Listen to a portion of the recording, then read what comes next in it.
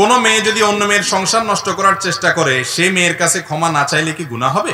ফরজ সালাতের পর সম্মিলিত মুনাজাত করা যাবে কিনা? তাসবিহ দিয়ে তাসবিহ পাঠ করা ভালো নাকি হাতেই তাসবিহ পড়তে হবে?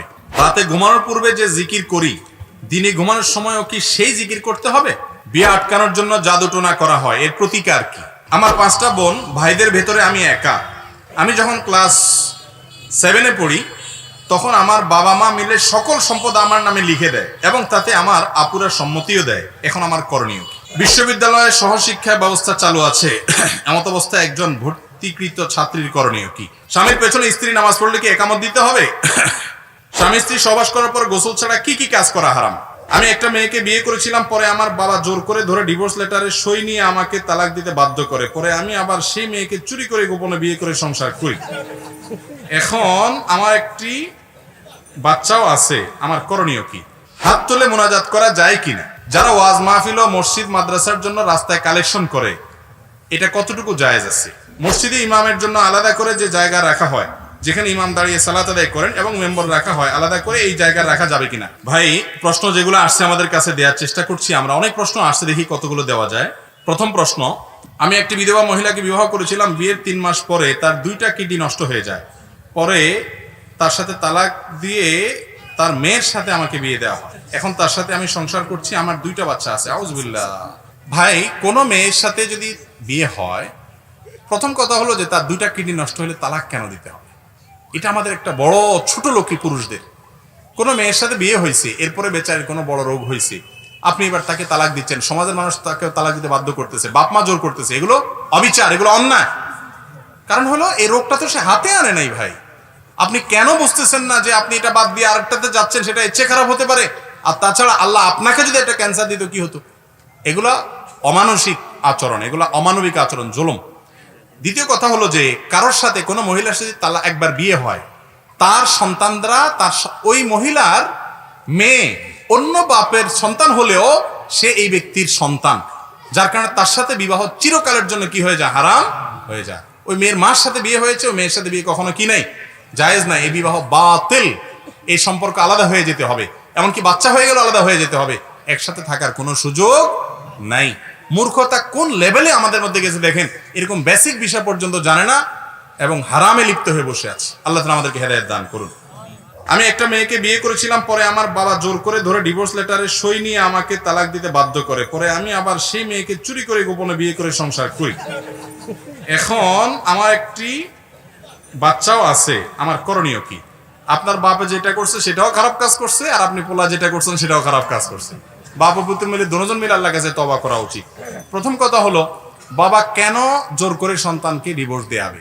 ডিভোর্স দেয়াটা যদি শরঈ কারণে যৌক্তিক হয় সন্তানের জন্য, তাহলে সেটার জন্য বাপ সেরকম বিচক্ষণ কিনা, গণ্যমান্য ওলামাদের বিজ্ঞদের পরামর্শ আছে কিনা, সেটা বেশিরভাগ ক্ষেত্রে হয় কি, বাপের ভালো লাগে না, কোনো দেনাপনার হয়, ত্রুটি হয়, এবার ছেলেকে বাধ্য করে তালাক দিতে।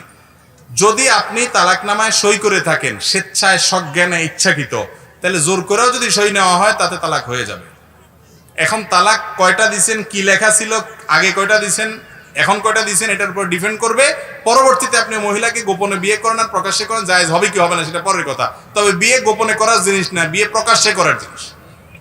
বিয়ে প্রকাশ্যে, আলিনু আদান নিকাহ, হাদিসে আসছে এই বিবাহকে তোমরা প্রকাশ করো, গোপনে করার জিনিস না এটা। ফাইন্নাহু নিকাহ লা সিফা, এটা জেনা না, এটা বিয়ে, এজন্য প্রকাশ করতে হবে।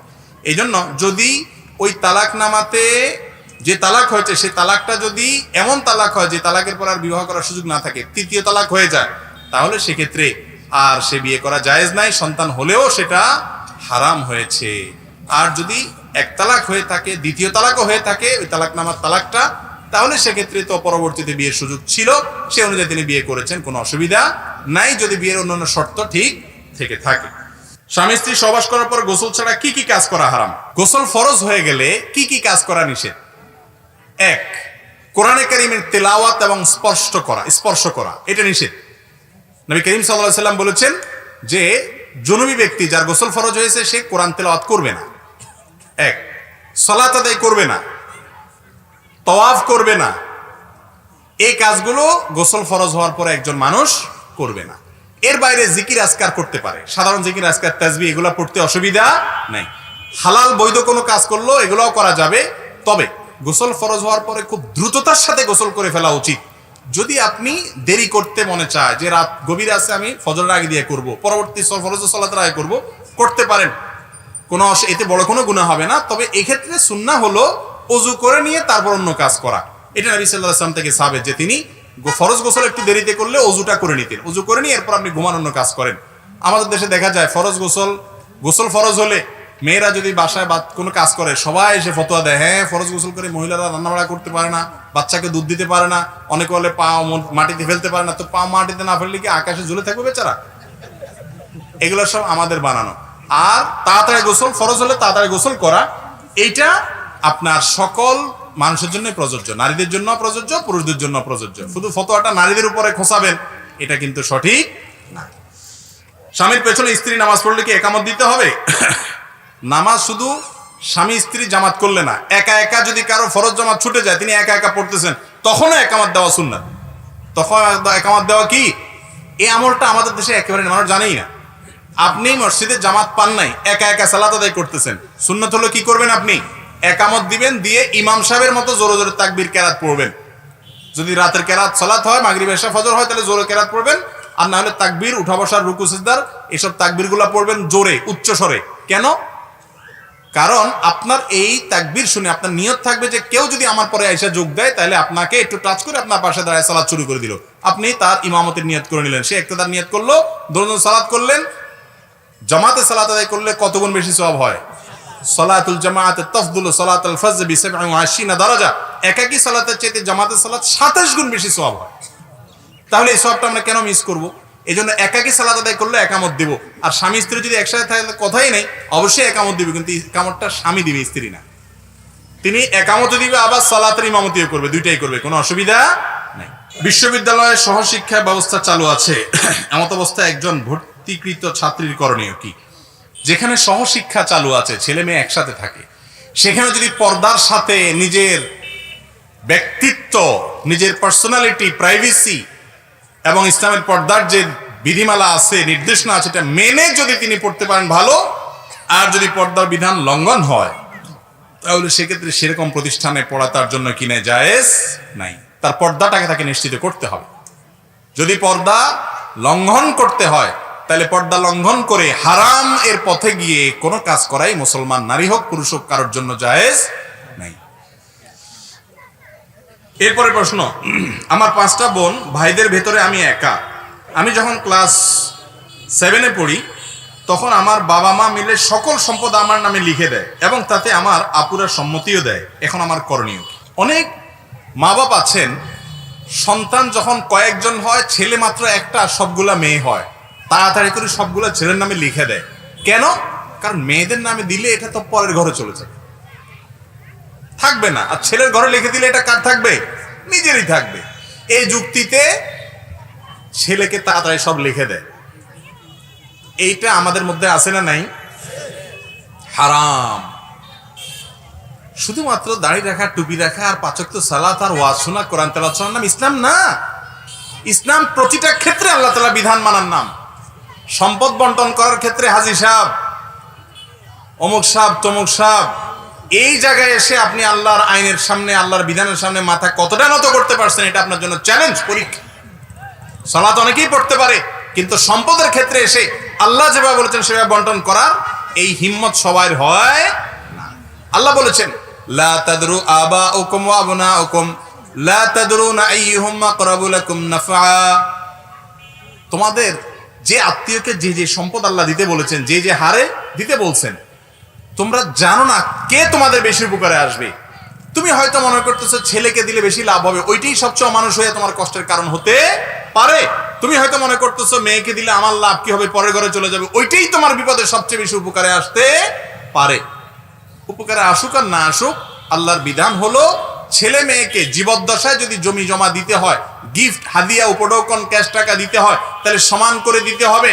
ছেলেকে দিলেন, মেয়েকে দিলেন, কাউকে দিলেন, কাউকে দিলেন না, এটা জায়েজ হবে না। এক সাহাবী এরকম করেছেন, নবী করিম সাল্লাল্লাহু আলাইহি সাল্লাম বলেছেন, সবাইকে দিয়েছো? বলেন না, সবাইকে দেই না, একজনকে দিছি। নবী সাল্লাল্লাহু আলাইহি সাল্লাম বলেছেন যে ইত্তাকুল্লাহ ওয়া আদিলু বাইনা আওলাদিকুম, আল্লাহকে ভয় করো আর সন্তানদের দেওয়ার ক্ষেত্রে ইনসাফ করবে। খবরদার একজনকে দিবে আরেকজনকে দিবে না, এটা হতে পারে না। এখন এই প্রশ্নে যে জিনিসটা উল্লেখ আসছে যে বোনরা সবাই মিলে বলছে, হয়তো বোনরা সবাই বড়, যদি ছোট হয় বোনরা তাহলে তো এটা জায়েজই হবে না। আর যদি বড় হয় বোনরা, তাদের বিয়ে শাদী হয়ে গেছে, তারা বালেগা, তাহলে সেক্ষেত্রে আমাদের ভাইটা ছোট, ঠিক আছে আমরা সবাই মিলে তাকে দিয়ে দিলাম। তারা যদি সন্তুষ্ট চিত্তে দিয়ে দেয় সেটা জায়েজ আছে, কিন্তু বাবার দায়িত্ব হলো সবাইকে সমান হারে দেওয়া, তাদেরটা তাদেরকে দিবে, তারা না নিয়ে ভাইকে দিয়ে দিবে, সেটা হলো নিয়ম। এখন বাপ যদি বলে মারে তোরা কি বলস, আমি এখন ওরে দিয়ে দিতে চাই, তোদের তো একটাই ভাই, এখানে তো এসে তোরা উঠবি, তো মেয়েরা কি করবে, আর লজ্জা পড়ে বলবে হ্যাঁ আব্বাজান দিয়ে দেন। কারণ দিয়েন না, না আমারটা আমি ছাড়বো না, এটা তো বলবে না। কারণ বাংলাদেশে মেয়েরা স্বামীর বাড়িতেও অসহায়, বাপের বাড়িতেও কি অসহায়, অথচ ইসলাম রাজত্ব দিয়েছে দোনো জায়গায়। বাপের বাড়িতেও তার সম্পদ আছে, স্বামীর বাড়িতে মোহরও আছে, আবার সম্পদও আছে, দাপটের সাথে থাকবে, ওটা এক্সট্রা ফাও ইনকাম। নিজের উপার্জনটা বাপের সংসারে থাকতে বাপের উপরে দায়িত্ব, বিয়ের পরে দায়িত্ব কার ঘাড়ে, স্বামীর ঘাড়ে। শ্বশুর বাড়িতে যাওয়ার সময় মিষ্টিটা স্বামীয়ে নেয় না মেয়ে নেয়, কথা বলেন না? যে কোনো বাড়িতে যায় মিষ্টি কার নেওয়া লাগে, সকল খরচ স্বামীর। মোহরের টাকাটা বাপের সম্পদ, মায়ের থেকে সম্পদ, স্বামী থেকে সম্পদ, সন্তান থেকে সম্পদ। দেখেন 4-5 দিক থেকে সম্পদ পায়, মোহর না তো আছেই। এগুলো হলো ফাও, রাজত্ব করো, এত সুযোগ মেয়েদেরকে ইসলাম দিয়েছে। আর আমরা 2 নাম্বারই করতে করতে করতে এই পরিমাণ করেছি, বাংলাদেশে যত ল্যান্ড আছে, ল্যান্ড জমি আছে, এই জমির নাকি মেয়েদের নামে জমির পরিমাণ এত কম। একটা জরিপে শুনছি, আমি সঠিক এটা মনে নেই, 1/4 বা 4/1 বা আরো কম এরকম। আপনারাও তো অনেক জমির দলিল দেখেন, কয়টা জমির দলিল মহিলার নামে থাকে বলেন তো? বেশিরভাগ ছেলেদের নামে না? এই যে মেয়েদেরকে অধিকার থেকে বঞ্চিত করা হয়। এই জন্য বাবারা শুনে রাখেন, ছেলেকে দিয়ে দিতে চাচ্ছেন, মেয়েদেরকে দিতে চাচ্ছেন না, চালাকি করে মেয়েদেরকে ডাইকে বলতেছেন তোমরা কি বলো, তো মেয়েরা কি বলবে, পরের বাড়িতে চলে গেছে, তারা বলবে না আমরা রাজি না, তখন তো আপনি বলবেন বেয়াদব। এই জন্য ভয়ে তারা রাজি হয়ে যায়। হ্যাঁ, যদি এমন হয় বোনদের অনেক আছে, ভাইয়ের তেমন কিছু না, বাপের তেমন কিছু না, তারা আসলেই খুশি চিত্তে অন্তর থেকে দিয়ে দেয়, তাহলে সেটা ভাইয়ের জন্য নেওয়াতে কোনো অসুবিধা নাই। কিন্তু তাদেরটা তাদেরকে দেওয়া উচিত, এমনকি তাদের থাকলেও দেওয়া উচিত। অনেক বাবা বলে তাদের অনেক আছে, কি আছে না আছে আপনার দেখার দরকার নাই। ইসলাম বলেছে আপনার সম্পদের ছেলে মেয়ের এমুক অমুক ভাগ পাবে, তার কি আছে না আছে আপনার দেওয়া দরকার, আপনি দিয়ে দিবেন। কথা কি বুঝাতে পারছি? এই একটা কাজে এসে অনেক লম্বা লম্বা দাড়িয়ালা ওয়াজ করেন না, হুজুর আলেম গায়রে আলেম, আমরা ধরা পড়ে যাই। এই যে সম্পদের বেলা এসা আর করতে পারি না। আমরা মেয়েদের হক দেব তো ইনশাআল্লাহ, আল্লাহ আমাদের তৌফিক দান করুন। বিয়ে আটকানোর জন্য জাদুটোনা করা হয়, এর প্রতিকার কি? বিয়ে আটকানোর জন্য জাদুটোনা করা হয়, এটা যেমন সত্য, আবার সময় মতো মেয়েকে ছেলেকে বিয়ে না দিয়ে সময় পার হওয়ার পর এরপর বিয়ে না হইলে এবার জাদুটোনার দোষ দেই আমরা অনেকে, এটাও সত্য। কথা বুঝেন নাই? অনেক হিংসুক হিংসা করে কারোর সাথে শত্রুতা আছে, কারোর সাথে বিদ্বেষ আছে, কারোর খারাপ চায়, তো তার বিয়ে যাতে না হয় সেজন্য জাদুর আশ্রয় নেয়। জাদু এটা মিন আকবারিল কাবায়ের, সবচেয়ে বড় মহাপাপগুলোর মধ্যে থেকে একটা হলো কি? জাদু করা। ইসলামী শরীয়ত কিছু কিছু অপরাধের জন্য দুনিয়াতে নগদ শাস্তির ব্যবস্থা রেখেছে, সেটা অত্যন্ত কঠিন শাস্তি, মহাশাস্তি। তার মধ্যে থেকে একটা হলো এই জাদু যে করে সে, এই ব্যক্তির শাস্তি হলো সরাসরি মৃত্যুদণ্ড। এত ডেঞ্জারাস অপরাধ এটা আল্লাহর কাছে। কিন্তু এটা আমাদের সমাজে ইদানিং অনেক বেড়েছে। ইন্দোনেশিয়াতে এটার পরিমাণ অনেক বেশি, আমাদের দেশে এটা অনেক কম ছিল, সম্প্রতি অনেক বাড়ছে। কিছু হলেই জাদু করে, এবং যাকে জাদু করা হয় সে অসুস্থ হয়ে যায়, নানা রকমের ক্ষতি হয়। আল্লাহ রাব্বুল আলামিন জাদু সম্পর্কে কোরআনে অনেক কথা বলেছেন, আমি সেদিকে যাব না। যদি কোনো মেয়েকে বিয়ে যেন না হয় সেজন্য জাদু করা হয়, এটা যদি পরীক্ষিত হয়, প্রমাণিত হয়, অভিজ্ঞতা দ্বারা বোঝা যায়, তাহলে সেক্ষেত্রে কি করবেন? প্রথম কথা হলো এটার জন্য শরঈ ঝাড়ফুঁকের আশ্রয় নেবেন। শরঈ ঝাড়ফুঁকের মধ্যে থেকে একটা হলো প্রিয় নবী সাল্লাল্লাহু আলাইহি সাল্লামকে জাদু করা হয়েছে। আপনারা জানেন না? ওনাকে জাদু করেছে কে? একজন ইহুদি, তার নাম হলো লাবিদ ইবনে আসম। এই কপাল পড়া আমাদের প্রিয় নবী সাল্লাল্লাহু আলাইহি সাল্লাম মাথার একটা চুল সংগ্রহ করেছে। এই চুলটা নিয়ে সে ওই চুলের মধ্যে বিভিন্ন কুফরি মন্ত্র ইত্যাদি পড়ে টড়ে জাদু করছে, ওইটাকে একটা কূপের তলায় ফেলে রেখেছে। এবার নবী করিম সাল্লাল্লাহু আলাইহি সাল্লাম অসুস্থ হয়ে গেলেন। যে অসুস্থতার কোনো আরোগ্যের পথ পাওয়া যায় না, সকল ডাক্তার ফেল, সকল মেডিকেল টেস্ট সবকিছু করার পরও, ওষুধ মেডিসিন সবকিছু করার পরও কোনো কাজ হয় না, দিন দিন শুকিয়ে যাচ্ছে, কিছু সিমটম আছে বোঝা যায় যেটা ব্ল্যাক ম্যাজিক করা হয়েছে, জাদু করা হয়েছে। তো নবী করিম সাল্লাল্লাহু আলাইহি ওয়াসাল্লাম অবস্থা এরকম হলো যে বিভিন্ন ট্রিটমেন্ট করা হলো, উনি সুস্থ হচ্ছেন না, জাদুতে দিন দিন তিনি অসুস্থ হয়ে শয্যাশায়ী হয়ে যাচ্ছেন। তখন দুজন ফেরেশতা আসছেন। একজন ফেরেশতা মাথার কাছে, উনি স্বপ্নে দেখতে পাচ্ছেন, অথচ ওনার স্বপ্নটাও হলো জাগ্রত অবস্থার মতো ওহী। তো তিনি দেখতে পাচ্ছেন একজন ফেরেশতা পায়ের কাছে, একজন মাথার কাছে আসছে। আসার পর এক ফেরেশতা আরেক ফেরেশতাকে জিজ্ঞাসা করতেছেন এই লোকটার কি হয়েছে, অর্থাৎ মুহাম্মদ সাল্লাল্লাহু আলাইহি ওয়াসাল্লামের কি হয়েছে, ওনার অসুখটা কি, ডায়াগনোসিসটা কি। দেখেন, আমাদের জন্য ডায়াগনোসিস সেন্টারে যে আর রোগ নির্ণয় করতে হয়, আল্লাহ তাআলা নবী তো আল্লাহ তাআলা কারে পাঠাইছেন, ফেরেশতা পাঠাইছেন ডায়াগনোসিস করার জন্য, রোগ নির্ণয় করার জন্য। একজন জিজ্ঞেস করতেছে আরেকজনের কি হয়েছে, তো বলতেছে জাদু করা হয়েছে, ডায়াগনোসিস হয়ে গেল। এবার আসামি ধরতে হবে, কে করছে, কোথায় করছে, ওটা উঠাইতে হবে জাদুটা। তো এবার আবার প্রশ্ন করছে প্রথম ফেরেশতা, কে জাদু করেছে, নামও বলে দিছে, লাবিদ ইবনে আসম, এটা জাদু করছে ইহুদি শত্রুতা করে। তো কোথায় জাদু করছে, কি দিয়া জাদু করছে, ওনার চুল দিয়া করছে, অমুক কূপের তলে রাখা আছে, এটা উঠাইতে হবে। আর কি করতে হবে, কুল হুয়াল্লাহু আহাদ, কুল আউযু বিরাব্বিল ফালাক, কুল আউযু বিরাব্বিন নাস, ব্যাস জাদু শেষ। তাহলে জাদু থেকে মুক্তির জন্য এই তিনটা সূরা, বিশেষ করে শেষের দুইটা মুআওয়াযাতাইন, কুল আউযু বিরাব্বিল ফালাক এবং কুল আউযু বিরাব্বিন নাস, এই দুইটা সূরা জাদু থেকে মুক্তির জন্য অব্যর্থ ঔষধ। যদি কেউ জাদুগ্রস্ত রোগী মনে হয়, তার খাবারে সবকিছুতে ফু দিয়ে দিয়ে তাকে খাওয়ান, এটাতে পানি পড়ে তার শরীর ধোন এবং এই জাতীয় কাজগুলো করেন। যদি আরো বেশি জটিল পর্যায়ের হয়, তাহলে সেক্ষেত্রে যারা শরঈ ঝাড়ফুঁক করেন কোরআন এবং হাদিসের আলোকে, সে মানুষগুলোর শরণাপন্ন হন, তাদের মাধ্যমে ঝাড়ফুঁক করান, ইনশাআল্লাহ বিদিনিল্লাহ তাআলা আমাদেরকে আরোগ্য দিবেন। আর ছেলে মেয়ের বিয়ের ক্ষেত্রে অভিভাবকরা অনেক সময় যেটা হয়, প্রত্যেকটা জিনিস এটা সময় থাকে, সময় থাকতে দেয় না, দাম বাড়ায়, ঘুরাঘুরি করে, আরো ভালো চায়, মনে হচ্ছে বাজারে কিছু কিনতে গেছে, বেচতে গেছে, এরকম একটা অবস্থা। এসব করতে করতে সময় পার করে ফেলা, এরপর আর আসে না, তখন বলে যে কি হয়েছে, আপনার জাদু করছে। আবার এটাও ঠিক যে অনেককে জাদু করা হয়, এই জন্য দুই দিকটা আমাদের মাথায় রাখতে হবে। নবী করিম সাল্লাল্লাহু আলাইহি সাল্লাম বলেছেন, তোমাদের সন্তানদের জন্য যখন এমন কাউকে পাবে যার দিনদারির ব্যাপারে, তার চরিত্রের ব্যাপারে, আখলাক আচরণের ব্যাপারে তোমরা মোটামুটি সন্তোষজনক মনে করবা, দেরি করবা না, আর বিয়ে দিয়ে দিবা। কারণ দেরি যদি করো, সমাজ ফিতনায় ভরপুর হবে, তোমার ঘর ফিতনায় ভরপুর হবে, পরে আর আফসোস করে কি হবে না, কাজ হবে না। আল্লাহ তাআলা আমাদেরকে বুঝার তৌফিক দান করুন।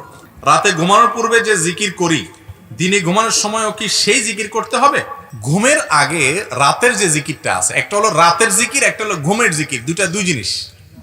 ঘুমের দোয়া আল্লাহুম্মা বিসমিকা ওয়া বিসমিকা আল্লাহুম্মা আমুতু ওয়া আহইয়া, এটা আপনি রাতে ঘুমাইলেও পড়বেন, দিনে ঘুমাইলেও পড়বেন, এটা হলো ঘুমের দোয়া। আর একটা হলো রাতের দোয়া, রাতের আমল। রাতের আমল কি? সূরা মুলক তেলাওয়াত করা, আয়াতুল কুরসি বিশেষভাবে তেলাওয়াত করা, সূরা সিজদা তেলাওয়াত করা, 33 বার সুবহানাল্লাহ, 33 বার আলহামদুলিল্লাহ, 34 বার আল্লাহু আকবার পড়া। আরো বিভিন্ন আমল আছে রাতে শোয়ার আগে। বিছানা যাওয়ার পর নবী করিম সাল্লাল্লাহু আলাইহি সাল্লাম একটা দোয়া পড়তেন, সহিহ বুখারীতে আসছে, আল্লাহুম্মা আসলামতু ওয়াজহি ইলাইক ওয়া ফাওয়ালতু আমরি ইলাইক ওয়া আলজাতু যাহরি ইলাইক রাগবাতান ওয়া রাহবাতান ইলাইক লা মালজা ওয়া লা মানজা মিনকা ইল্লা ইলাইক আল্লাহুম্মা আমানতু বিকিতাবিকাল্লাযী আনজালত ওয়া বিনাবিয়িকাল্লাযী আরসালত। এটা তিনি পড়তেন।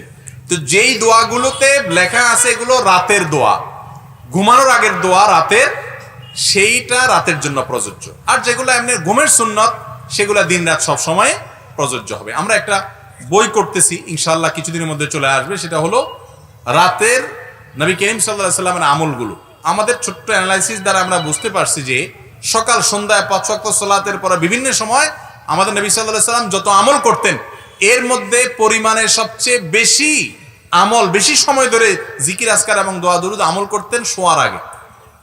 অথচ এই টাইমটাতে আমাদের আমলের সময় নেই, ওই যে মোবাইলের মুনাজাত, মোবাইল দিয়া ফেসবুক আর ইউটিউবের কি মুনাজাত দুই হাতে, এটা করতে করতে আমাদের সময় চলে যায়। এই জন্য ওই আমলগুলো আমরা একত্র করে দিব একটা বইতে, যাতে করে সেগুলো আমল করা সহজ হয়। আল্লাহ তাআলা তৌফিক দান করুন। কোন মেয়ে যদি অন্য মেয়ের সংসার নষ্ট করার চেষ্টা করে, সেই মেয়ের কাছে ক্ষমা না চাইলে কি গুনাহ হবে? কোন মেয়ে যদি অন্য কোন মেয়ের সংসার নষ্ট করে, এটা খুবই গর্হিত অপরাধ, অনেক বড় অপরাধ। ভাইরা, বান্দার হক নষ্ট করা এত ডেঞ্জারাস অপরাধ যে কিয়ামতের ময়দানে বান্দার হকের জন্য আটকা পড়ে থাকবে, আল্লাহর হকের জন্য আল্লাহ চাইলে মাফ করে দিতে পারে। বান্দার হক আল্লাহ তাআলা কি করবেন না, মাফ করবেন। আপনি কারোর ক্ষতি করেছেন, কারোর পেছনে লেগেছেন, কাউকে কষ্ট দিয়েছেন, এই অপরাধটা আল্লাহর কোন ফরজ বিধান নষ্ট করার চাইতেও ডেঞ্জারাস এবং ভয়াবহ হতে পারে, অথচ এটাকে আমরা অপরাধ মনে করি। লম্বা দাড়িও আছে, টুপিও আছে, 5 ওয়াক্ত সালাতও পড়ি, ওয়াজ মাহফিলও শুনি, ওয়াজ করি, অনেক ভালো ভালো কাজ করি মাশাআল্লাহ। আবার তলে তলে আরেকজনের পেছনে লাগা, ষড়যন্ত্র করা, এরে খুঁটা দেওয়া, হেরে খুঁটা দেওয়া, এর আইল ঠেলা, এর সম্পদ মারা, এর বিরুদ্ধে ওরে উস্কাইয়া দেওয়া, এর সমালোচনা করা, এই রোগগুলো আমাদের মধ্যে আছে না নাই? যারা মিট মিট করে হাসতেছেন মনে আপনাদের মধ্যে নাই? ভাই আমাদের মধ্যে নাই এটা? ভালো করে শুনে রাখেন, ভালো মুসলিমের আলামত, ভালো মুসলিমের নিদর্শন বাহ্যিক ইবাদত বন্দেগী না, এগুলো তো মৌলিক করতেই হবে, কিন্তু আপনি কতটা ভালো মুসলমান এটার প্রকাশ হবে, প্রমাণ হবে আপনার আখলাক দিয়ে, আমল দিয়ে, আচরণ দিয়ে। কথা কি বুঝাতে পারছি? নবী করিম সাল্লাল্লাহু আলাইহি সাল্লাম বলেছেন, তোমাদের মধ্যে সবচেয়ে ভালো মানুষ কে? খায়রুকুম খায়রুকুম লি আহলি, যে বউয়ের কাছে ভালো, অর্থাৎ বউ সার্টিফিকেট দেয় যে ওনার আখলাক ভালো। এটা সোজা কথা না। বউয়ের কাছে সার্টিফিকেট পাওয়া কত কঠিন যারা বিবাহিত তারা বুঝেন, বিশেষ করে 2-4টা ছেলে মেয়ে হয়ে গেছে তারা বুঝেন কত ধানে কত চাইল, কত কাঠখড়ি পোড়ানোর পরে বউর খুশি সন্তুষ্টি অর্জন করা যায়। কারণ সারাদিন খেচর খেচর করেন, গেউ গেউ করেন, আচরণ খারাপ করেন, যা তা বলেন, মুখ খারাপ করেন, হুজুর মানুষ হইয়াও ব্যবহার খারাপ করেন। বাইরে তো মানুষ দেখে যে আপনি ফেরেশতা, মাশাআল্লাহ ইয়া বড় হুজুর, কিন্তু ভিতরে আপনার বউ জানে আপনার গোমর কি। ঠিক না ঠিক? এই জন্য সেখানে আচরণ ভালো করেন, আপনি ভালো মুসলমান। শুধু সালাত সিয়ামের মাধ্যমে না, আখলাকের মাধ্যমে ভালো মুসলমান হইতে হবে। কথা কি বুঝে আসছে ভাই? এই জন্য যথাসম্ভব অন্যের ক্ষতি যেন না হয় আমার দ্বারা, সেই চেষ্টাটা করতে হবে। অনেক মহিলারা আছে যে মহিলারা অন্য মহিলাদের পিছনে লাগে। আমাদের দেশে নারী নির্যাতন পুরুষের চাইতে নারীরা বেশি করে, নারীদেরকে নির্যাতন নারীরাই। একজন বৌমা আসছে আরেক ঘরে, তার জ্বালাতনটা শ্বশুরে বেশি করে না শাশুড়ি বেশি করে? কথা বুঝেন নাই? শ্বশুর বেশি ডিস্টার্ব করে না শাশুড়ি বেশি ডিস্টার্ব করে? বরং শাশুড়ি ডিস্টার্ব করলে শ্বশুর বেচারা আইসা বলে থাক, আরেক ঘরের মেয়ে। শাশুড়ি ধমক দিয়ে বলে তুমি যাও, বেশি কথা বলো, তুমি তুমি কি বুঝো, সব অশান্তির কারণে তো তুমি। একটা জাড়ি মেরে দেয় না, বুড়া বেচারা মুখটা গোমড়া করে আরেক রুমে চলে যায়। কারণ বুড়ির দাপট, মহিলাদেরকে আল্লাহ তাআলা এমন দাপট দিছে, মুসলিম মহিলাদেরকে, সব মহিলাদের না, আবার মুসলিম মহিলারা জোয়ান কালে যদি একটু সবর করে, স্বামীর কথা মানে, আল্লাহর কথা মানে, রাসূলের কথা মানে, গাঁটতেড়ামি না করে, কোরআন হাদিসের কাছে মাথা নত করে, আল্লাহ রাব্বুল আলামিন এক সময় এমন রাজত্ব দেয়। এই যে মুসলিম সমাজে আপনি দেখেন, যখন মহিলা একটু বয়স বাড়ি হয়, ছেলে মেয়ে 2-4টা হয়ে যায়, আস্তে আস্তে তার বাহিনী বাড়ে, জুনুদ, এগুলো এক একটা বাহিনী, ছেলে 2টা মেয়ে 3টা, এগুলো বড় হয়, আস্তে আস্তে মহিলার পাকনা আপনার বড় হইতে থাকে, ঠিক না? হ্যাঁ, তখন বাপে একটু জোর করে কথা বলতে হিসাব করে, কারণ পোলাপান সব কার দলে? সব মায়ের দলে। বাহিনী 4-5টা হয়ে গেছে, আর বেচারা দেখেছে হায় হায় আমার সাথে একটাও নাই, মিষ্টি মিষ্টি কথা কয় সব তো মার লগে। এরপরে যদি ওদের ঘরে ছেলে মেয়ে হয়তো তার কোনো কথাই নেই, পুরা গোষ্ঠীটাই বুড়ির সাথে। তখন এবার বুড়ির দাপট দেখে কে? সেই দাপটটা বেয়াদবি হবে না স্বামীর সাথে, কারণ বুড়া বুড়ির একটা বোঝাপড়া তখন হয়ে যায়। এটা ধমক দেয়, থামেন আপনি, আপনি কি বুঝেন? বুড়া ওইটা এনজয় করে, আলহামদুলিল্লাহ, ওইটা বেয়াদবি হবে না। এই যে দাপটটা করতেছে একটু সময় লাগে, ঠিক না ঠিক? তো যাই হোক, যেটা বলতেছিলাম, মহিলাদেরকে কষ্টটা পুরুষদের তুলনায় মহিলারা একটু বেশি দেয়। আমাদের দেশে পুত্রবধূকে জ্বালাতনটা শ্বশুর মশাইয়ের তুলনায় শাশুড়ি একটু বেশি করে, ননদরা একটু বেশি করে, জারেরা একটু বেশি করে, অথচ এটা হওয়া উচিত না। আমাদের অনেক মহিলারা আছেন, আমি বলছিলাম পুরুষদের এই রোগ আছে যে আমরা ইবাদত বন্দি করি, পর্দা পশিদা, সালাত সিয়াম সব করি, কিন্তু জারের পেছনে আংটা আংটি করাতে, আলটা আলটি করাতে, শাশুড়িরে উস্কায় দেওয়াতে, দেখছেন আম্মা মাত্র আসলো, কয়দিন হলো সংসারে, সে এখনই এরকম কথা বলতেছে। আম্মা তো বেচারি পড়ালেখা নাই, হয়তো বয়স হয়ে গেছে, সে বলে হ্যাঁ ঠিকই তো বলছো, কত বড় সাহস, এবার লাগে বেচা, ঠিক না ঠিক? ওই যে আলটাটা লাগাই দিল, সংসারে অশান্তি করে দিল। ভালো করে শুনে রাখেন, কারোর সংসারে আগুন ধরানো আল্লাহর জমিনে সবচেয়ে বড় পাপগুলোর মধ্যে অপরাধগুলোতে একটা অপরাধ। ইবলিস সবচেয়ে খুশি হয় এটাতে। সহিহ মুসলিমের হাদিস যথাসম্ভব রাসূল আকরাম সাল্লাল্লাহু আলাইহি ওয়াসাল্লাম বলেছেন, ইবলিস আরশের উপরে তার সিংহাসন বসায় আর সব বাহিনীকে পাঠায় বাহিনীগুলো সারা দুনিয়া ঘুরে ঘুরে সব আকাম কুকাম করে দিন শেষে আসে। নেতা জিজ্ঞাসা করে চেলাগুলারে কি কি ঘটাইছস বল।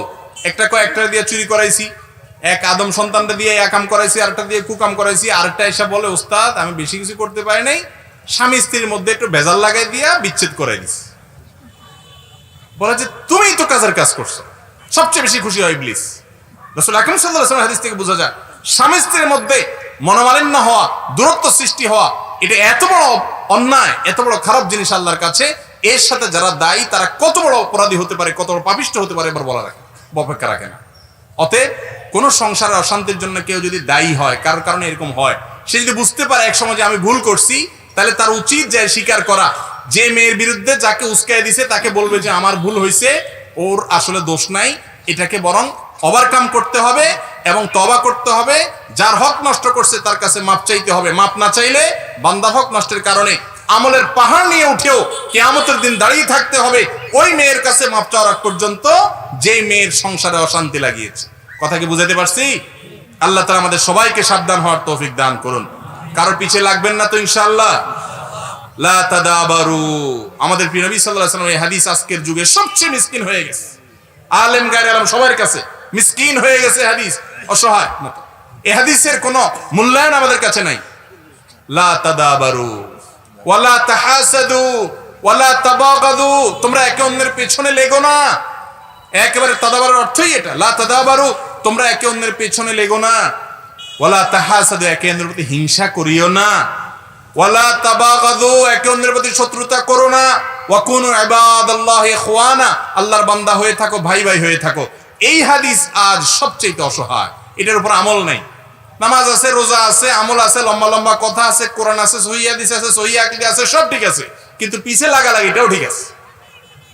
ঠিক না বে ঠিক? কি আলেম, কি জালেম, কি হুজুর, কি গায়রে হুজুর, কি মসজিদের ইমাম, কি মুয়াজ্জিন, কি মুসল্লি, কি মুক্তাদি, সবার মধ্যে এই রোগ আজকে আমাদের ভিতরে ঢুকে গেছে। ইবলিস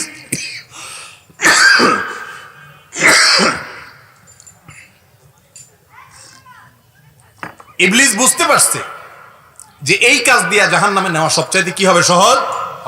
আল্লাহ তাআলা আমাদেরকে বুঝার তৌফিক দান করুন। কারোর কষ্টের কারণ হব না তো ইনশাআল্লাহ, কারো ডিস্টার্ব করবো না তো ইনশাআল্লাহ, কারোর পেছনে লাগবে না তো ইনশাআল্লাহ, ভালো মানুষ হবো তো ইনশাআল্লাহ। আল্লাহ আপনি আমাদের তৌফিক দান। হাত তুলে মোনাজাত করা যায় কিনা? জি ভাই, হাত তুলে মোনাজাত করা জায়েজ, বরং সুন্নাহ। বিভিন্ন বর্ণায় হাত তুলে দোয়া করার ব্যাপারে কথা আছে। হাত তোলার পরে আপনি মুখে মুছবেন কিনা, মুছবেন না, এই ব্যাপারে ওলামাদের মধ্যে ইখতিলাফ আছে। মোছার বিষয়টাও সাবেত আছে সহিহ এবং আপনার গ্রহণযোগ্য মত অনুযায়ী। আর হাত তোলার ব্যাপারেও সাবেত আছে। ইযা সাআলতুমুল্লাহ ফাসআলু বিআকুফিকুম, যখন আল্লাহর কাছে কিছু চাইবে, দোয়া করবে, হাত তুলে আল্লাহর কাছে দোয়া করবে। নবী করিম সাল্লাল্লাহু আলাইহি ওয়াসাল্লাম দোয়া করতেন হাত তুলে। তার হাত তোলাটা স্বাভাবিক থাকতো। মাঝে মধ্যে বৃষ্টি প্রার্থনার দোয়া, এরকম বিশেষ সময় তার দোয়াতে এত দূর হাত তুলছে যে বগল অংশ দেখা গেছে 1-2 বার। আর নর্মাল সময়গুলোতে তিনি যখন দোয়া করতেন তখন সেক্ষেত্রে তিনি স্বাভাবিকভাবে দোয়া করতেন। অতএব হাত তোলাটা দোয়াতে হাদিস দ্বারা সাবিত। আল্লাহু আলাম। তাসবিহ দিয়ে তাসবিহ পাঠ করা ভালো নাকি হাতেই তাসবিহ পড়তে হবে? হাতের আঙ্গুলে যদি কেউ তাসবিহ পড়তে পারেন ভালো। হাদিসে আসছে যে হাতের আঙ্গুলে যে তাসবিহ পড়ে মানুষ, এগুলো কিয়ামতের দিন এই আঙ্গুল এবং করগুলা এগুলা জলজল করে জ্বলতে থাকে, আলোর কাজ দিবে, লাইটের কাজ দিবে। কিয়ামতে অন্ধকার থাকবে, অজুর অঙ্গগুলো থেকে লাইটের কাজ দিবে। এবং নবী করিম সাল্লাল্লাহু আলাইহি ওয়াসাল্লাম বলেছেন, অজু যে যত ভালো করবে তার কিয়ামতের দিন উজ্জ্বলতা তত বাড়বে। এই যে শীতের মৌসুম চলছে, এই টাইমে হলো ফাঁকি ঝুঁকির অজু করি আমরা বেশি। ফাঁকি ঝুঁকির অজু বুঝেন? আপনি অজুখানা দেখেন মসজিদের, গরমের সময় সিরিয়াল দাঁড়ায় থাকতে হয়, কারণ পানি ঢালতেই শান্তি লাগে, সবাই ঢালতেই থাকে, 3 বারের বেশিও ঢালে অপচয় করে। আর শীতের সময় মাশাআল্লাহ অজুখানে মানুষজন নাই। সন্ধ্যার পরে মাগরিবের সাথে তো নাই, কারণ আসরটা দিয়ে আসা পর্যন্ত চালায় নেওয়ার চেষ্টা করি। অজু যায় যায় ভাব, পেশাবের বেগ, পায়খানা, তারপর টাইট টাইট করে ধরে কোন রকম লাল হয়ে গেছে চেহারা, তাও কোন রকম সালামটা ফিরে দৌড় বাথরুমে। এই রোগটা আমাদের মধ্যে আছে না নাই? এটা খুব খারাপ রোগ। স্বাস্থ্য যেমন খারাপ হয়, এটাতে সালাতও নষ্ট হয়, ইবাদতও নষ্ট হয়। নবী করিম সাল্লাল্লাহু আলাইহি ওয়াসাল্লাম বলেছেন, আলা আদুল্লুকুম আলা মা ইয়ামহুল্লাহু বিহিল খাতায়া ওয়া ইয়ারফাউ বিহিদ দারাজাত। তোমাদেরকে কি এমন কয়টা আমলের কথা বলে দিব না যে আমলগুলোর মাধ্যমে আল্লাহ তাআলা বান্দার গুনাহ মাফ করেন এবং মর্যাদা বৃদ্ধি করেন? সাহাবীরা তো আমলের পাগল ছিলেন, ইয়া রাসূলুল্লাহ বলেন। তখন রাসূল আকরাম সাল্লাল্লাহু আলাইহি ওয়াসাল্লাম বললেন, এক নম্বর আমল হলো ইসবাগুল ওযুই আলাল মাকারে, ভালো লাগে না পানি ঠান্ডা তারপরেও কষ্ট করে ওযু করা, হিম্মত করে, আল্লাহর কাছে মর্যাদা বুলন্দ হবে। শীতকালে যখন ওযু করতে মনে চাইবে না, ওই হাদিসের কথা মনে রাখবেন যে আমার মর্যাদা বৃদ্ধি হবে, গুনাহ মাফ হবে, সাথে সাথে ওযু করবেন, শান্তি পাবেন ইনশাআল্লাহ। আর আরেকটা আমল, তিনটা আমলের কথা বলছেন যে মর্যাদা বৃদ্ধি হয়, গুনাহ মাফ হয়। একটা হলো ওযু, কষ্ট হলেও ওযু করা। আরেকটা হলো ওয়াকাসরাতুল খুতা ইলাল মাসাজিদ, মসজিদের দিকে বেশি বেশি পায়ে হেঁটে যারা চলে, ঘন ঘন মসজিদে যায় সব সময় যারা। আরেকটা হলো ওয়া ইনতিজারুস সালাতে বাদাস সালাহ, এক সালাতের পর আরেক সালাতের জন্য কি করা? অপেক্ষা করা। আল্লাহ তাআলা আমাদেরকে তৌফিক দান করুন। তাহলে হাতে যদি আপনি করেন, তাসবিহ করেন, তাহলে উজ্জ্বলতা বাড়ে, এটা উত্তম। তাসবিহ দানাতে তাসবিহ করলে সেটাকে অনেক আলেমরা বিদআত বলেন, আমি এটাকে বিদআত মনে করি না, কারণ এটাকে ওসিলা বা উপকরণ মনে করা হয়। এটাকে তাসবিহতে করলে বেশি সওয়াব হবে বা এটাতে করা সুন্নাত, এরকম যদি কেউ মনে করে তখন সেটা বিদআত হবে। এরকম কেউ মনে করে না সচরাচর, গণার সুবিধার জন্য সেটা ইউজ করে। সাহাবীদের কারো কাছ থেকে আপনার ওই যে খেজুরের বিচি, এটা ব্যবহার করার কথা সাবিত আছে, যার কারণে আপনার তাসবিহ দানা ব্যবহার করলে এটা বিদআত হবে বলে আমি মনে করি না। বাকি অনেক আলেমরা বলেন উত্তম অবশ্যই সর্বাবস্থায় কি করা, যদি কেউ আঙ্গুল দিয়ে করতে পারে সেটাই, যেহেতু হাদিসে সরাসরি ওইটা আসছে। যারা ওয়াজ মাহফিল ও মসজিদ মাদ্রাসার জন্য রাস্তায় কালেকশন করে, এটা কতটুকু জায়েজ আছে? খুবই সুন্দর এবং দরকারি একটা প্রশ্ন।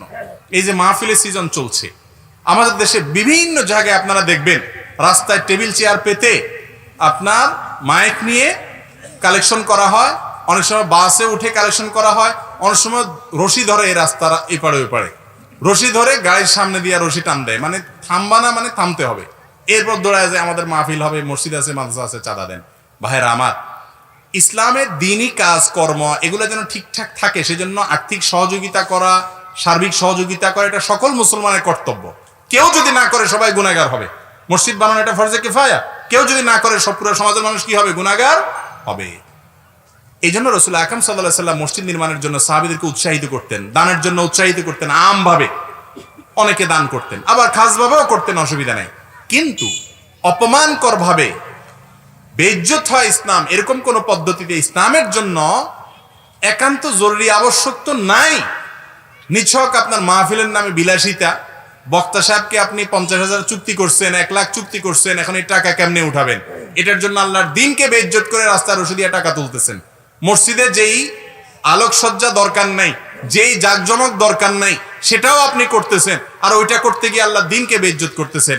অনেক এতিমখানার নাম দিয়ে রশিদ বই নিয়ে এভাবে কালেকশন করে, অনেক বেশিরভাগ ক্ষেত্রে এগুলা ভুয়া, আসলে কিচ্ছুই না, কিছু লোকের ব্যবসা। আল্লাহর দ্বীনকে বেইজ্জত করে এই কাজগুলা যারা করেন তারা কখনো ভালো কাজ করেন না। এ ব্যাপারে আমাদের সবাই দায়িত্বশীল হওয়া উচিত। অনেক মসজিদ কমিটির লোকেরা আছে নিজে খুব সম্ভ্রান্ত, নিজে মাশাআল্লাহ সমাজের যোগ্য গণ্যমান্য মানুষ, কিন্তু তিনি যে প্রতিষ্ঠানের সভাপতি সেক্রেটারি, ওই প্রতিষ্ঠানের জন্য আল্লাহর দ্বীনের জন্য মানুষের কাছে হাত পাতা হচ্ছে। ভাই, এক সময় বাংলাদেশে মসজিদ মাদ্রাসা ওয়াজ মাহফিল এগুলো এত ইজিলি করা যেত না, ওলামা একরাম অনেক কষ্ট করে করে সেগুলো চালাইছেন। কিন্তু আলহামদুলিল্লাহ এখন মসজিদ দরকারে আছে, বেদরকারেও আছে। পাশের বাড়িতে একটা আছে, আরেকটা করতেছে, ঠেলাঠেলি করে করতেছে, আবার পাটাপাটি করে করতেছে, আছে না নাই? মাহফিল দরকার হলে আছে, দরকার না থাকলেও আছে। আলহামদুলিল্লাহ মানুষের অ্যাবিলিটি বাড়ছে, সুযোগ বাড়ছে, একটু চেষ্টা করলে সহজে এগুলা করা যায়। কিন্তু এগুলোর পিছনে অনেক সময় কালেক্টরদের থাকে ধান্দা, কমিশন খায়, আবার অনেক সময় থাকে হলো তাদের নির্বুদ্ধিতা। খোলাসা কথা হলো এইভাবে আল্লাহর দ্বীনকে একান্ত বাধ্য হওয়া ছাড়া বেইজ্জত করা, বেইজ্জতের মুখোমুখি করা, ভিক্ষার থালা নিয়ে মানুষের দ্বারে দ্বারে বসা, এটা জায়েজ হতে পারে না। বাংলাদেশের এই প্রেক্ষাপটে অন্তত এটাকে আমরা অন্তত কোনো অবস্থাতে সঠিক কাজ বলতে পারি না। আমরা সবাই এবারে দায়িত্বশীল থাকবো, সচেতন থাকবো। আল্লাহ তাআলা তৌফিক দান করুন। মসজিদে ইমামের জন্য আলাদা করে যে জায়গা রাখা হয়, যেখানে ইমাম দাঁড়িয়ে সালাত আদায় করেন এবং মেম্বার রাখা হয়, আলাদা করে এই জায়গা রাখা যাবে কিনা? যাবে, কোনো অসুবিধা নেই। আমাদের নবী করিম সাল্লাল্লাহু আলাইহি ওয়াসাল্লামের জন্য মসজিদের মেহরাব ছিল, মিম্বর ছিল, তার মিম্বরে তিনি খুতবা দিতেন। প্রথমে তিনি একটা গাছে হেলান দিয়ে খুতবা দিতেন, পরে একটা মিম্বর তাকে তৈরি করা হয়েছে, তিনি মিম্বরে দাঁড়ায় খুতবা দিতেন। তার মিম্বরে তিনি খুতবা দিতেন এবং মেহরাবে তিনি দাঁড়াতেন। অতএব ইমামের জন্য মেহরাবে আলাদা জায়গা না থাকলে ইমাম কি করবে? ইমামের সাথে অন্যরা দাঁড়াবে? অন্যরা দাঁড়ালে জায়েজ আছে, কিন্তু ইমামের জন্য আলাদা জায়গায় রাখা, তাকে সামনে রাখা এবং আলাদা মিম্বর থাকাটাই হলো সুন্নাহ, কোনো অসুবিধা নেই। ফরজ সালাতের পর সম্মিলিত মুনাজাত করা যাবে কিনা? ফরজ সালাতের পর আমাদের প্রিয় নবী সাল্লাল্লাহু আলাইহি সাল্লামের সুন্নাহ হলো তিনি সালাতের পরে ইস্তেগফার পড়তেন 3 বার, আস্তাগফিরুল্লাহ আস্তাগফিরুল্লাহ আস্তাগফিরুল্লাহ। বুখারীর এক বর্ণনাদার আব্দুল্লাহ ইবনে আব্বাস থেকে তাকবীর পড়তেন, আল্লাহু আকবার আস্তাগফিরুল্লাহ আস্তাগফিরুল্লাহ আস্তাগফিরুল্লাহ। আর আল্লাহুম্মা আনতাস সালাম ওয়া মিনকাস সালাম পড়তেন, আল্লাহুম্মা ইন্নী আলা যিকরিকা ওয়া শুকরিকা পড়তেন, লা ইলাহা ইল্লাল্লাহু ওয়াহদাহু লা শারীকা লাহু পড়তেন, আয়াতুল কুরসি পড়তেন, একবার সূরা ইখলাস, একটা সূরা ফালাক, একবার সূরা নাস পড়তেন, সুবহানাল্লাহ আলহামদুলিল্লাহ আল্লাহু আকবার 33 33 33, লা ইলাহা ইল্লাল্লাহু ওয়াহদাহু লা শারীকা লাহু পড়তেন। আরো অনেকগুলো দোয়া পড়তেন 5 ওয়াক্ত সালাতের পর। এই দোয়াগুলো আপনাদের সবার মুখস্থ আছে? বেশিরভাগ মানুষই আমাদের দেশে মুখস্থ নাই, আমলও নাই, বেশিরভাগ মানুষের সারা দেশে, ঠিক না? তো নবী করিম সাল্লাল্লাহু আলাইহি সাল্লামের সুন্নাহ হলো সালাতের পরে এই আমলগুলো করা, জিকিরগুলো করা। এই ব্যাপারে পৃথিবীর কোনো আলেমের কোনো দ্বিমত নাই যে 5 ওয়াক্ত সালাতের পরে এই আমলগুলো সুন্নাত। এগুলোর উপরে দ্বিমত করার মতো কোনো আলেম পৃথিবীতে, সেই সুন্নাতটা সমাজে নাই। কিন্তু আছে কি? ট্র্যাডিশনাল দোয়া। ট্র্যাডিশনাল দোয়া কি? ইমাম সাহেবের সাথে রেডিমেড দোয়া। ইমাম সাহেব হাত তুলছে, সবাই হাত তুলছে, ইমাম সাহেব ছেড়ে দিয়েছে, সবাই ছেড়ে দিয়েছে। কি চাইছে ইমাম সাহেব আল্লাহ জানে, কি চাইছেন আপনি তাও আল্লাহ জানে। বেশিরভাগ ক্ষেত্রে কি চাইছেন আপনি জানেনও না। হাত তোলা লাগে তুলছেন, নামানো লাগে নামাইছেন। এই জন্য ইমাম সাহেব হাত তুলছে, একজন হয়তো জিকির আজকার করতেছে, পাশ থেকে এরকম কোনো দিয়া গুতা মারে, মানে হাত উঠাও তুমি বসে আছো কেন?